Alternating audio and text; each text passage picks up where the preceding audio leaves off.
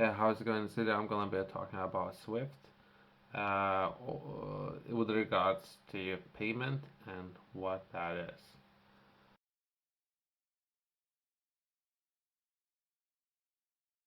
Swift and it uses there might be different uses and different projects out there that uses their similar names, but this particular video I'm gonna be focusing on financial transactions.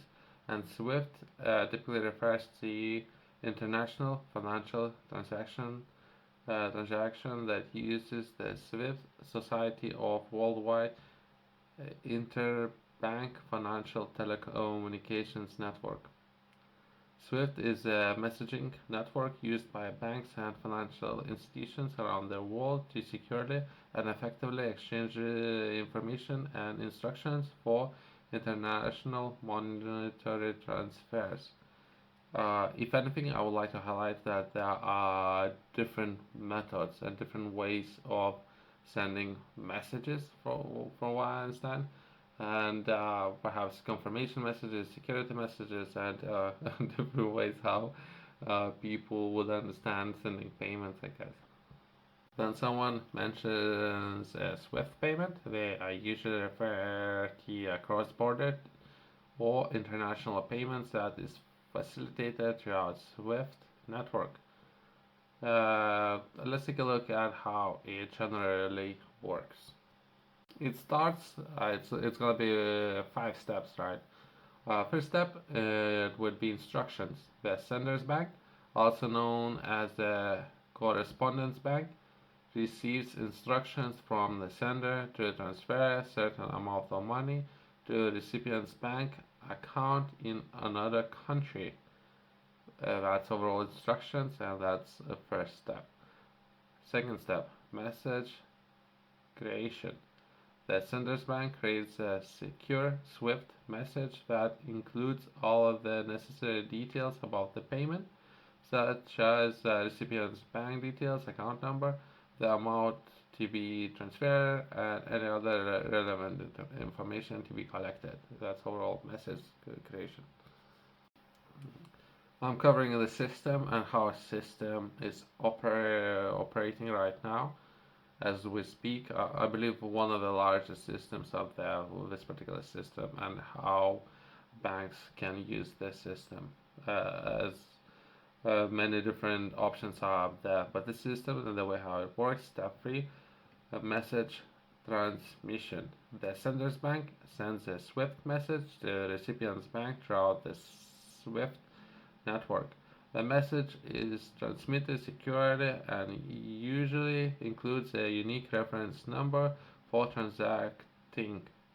That says message transmission, and that's step 3. Step 4, recipient's bank processing. The recipient's bank receives the SWIFT message and processes the payment, crediting the recipient's account with a specific amount. That's number 4. Let's progress to number 5 and the final step. That will be confirmation.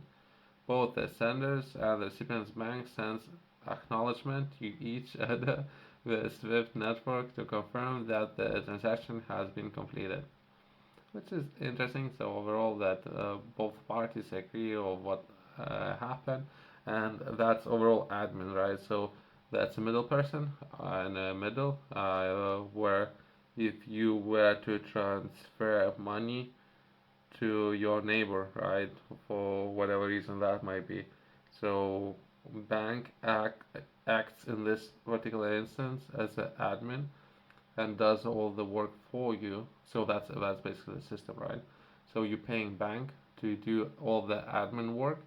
In this particular case, to use technology and infrastructure that was developed and built, and you potentially that's what you're paying for instead, or perhaps be responsible for your own money and management of your money, perhaps keeping all your money in a cold wallet and do all the admin work yourself every time when you're paying. I don't know how much that based on currency. If we're talking about international transactions, it's about 5%, 10%, right? It depends, right? You might be able to, you might be up there paying for speed. You might be paying for security. You might be paying for your bank to move, to do necessary checks, to identity checks. I guess that's something that you might be able to pay for. So I might not be able to cover all the aspects that bank might be a guarantee. If you're crediting someone, bank might be guarantee that you as an individual or you as a business would be there. It's not a fraud, I guess, for security reasons. So there might be other factors involved that I cannot think of. But other than that, that's most likely that services that you are paying for when you are banking and when you're transferring monies between different territories or from one party to another. SWIFT payments are commonly used for a wide range of international financial transactions, including wire transfers, foreign exchange transactions, trade, basically all the services that most of the banks are offering.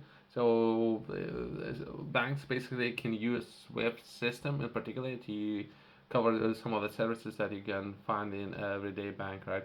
However, it's worth noting that SWIFT payments can sometimes be slower and be more expensive compared to newer financial technologies like blockchain-based solutions and fintech services, which I'm looking to cover. That's why I'm interested in some of the options up there, and they most likely have taken a look at more of the traditional approaches, some of the banking, what they are doing right now, and some of the smart people out there trying to implement blockchain solutions or fintech overall.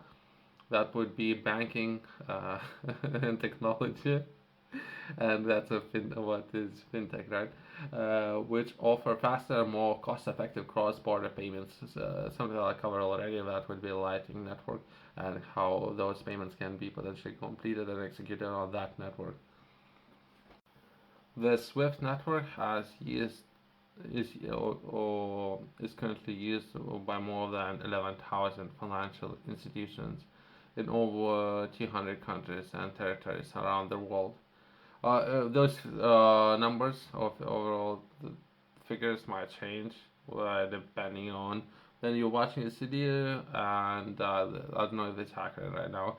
Perhaps not the exact numbers, especially some of the changes within the world. I don't know if you're following about ways of how these systems instead of as a utility that could potentially be used by many different countries and a different number of people. It's been weaponized and used against groups of people or different countries. So those numbers might change if not currently changing. SWIFT has a widespread global reach, and it's one of the primary systems for facilitating international financial transactions and communications between banks and financial institutions. For those of you who would like to learn more, I would highly recommend to purchase my book. In the book, I'm sharing a lot of information about game strategy. I'm focusing a lot on strategy overall, as well as in this channel, and if anything, way how to approach some of the problems strategically and have necessary systems in place. Taking a look at different operations and how to operate and manage your business. So hopefully you build the systems that will last, as well as those systems would work and what will be required of you to have those systems in place. Overall, over the years, if anything, most of you, if not every one of you, would need to understand how to build those systems that can potentially bring some value to others, as well as bring a lot of value to you. You can find this book in the description below, as well as Top Retailers has it.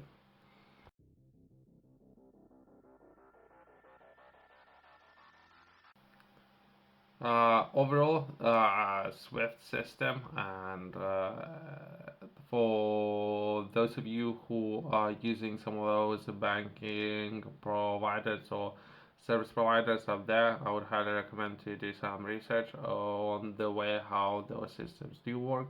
as well as then making payments, how much are the fees or some of the services that those service providers offer.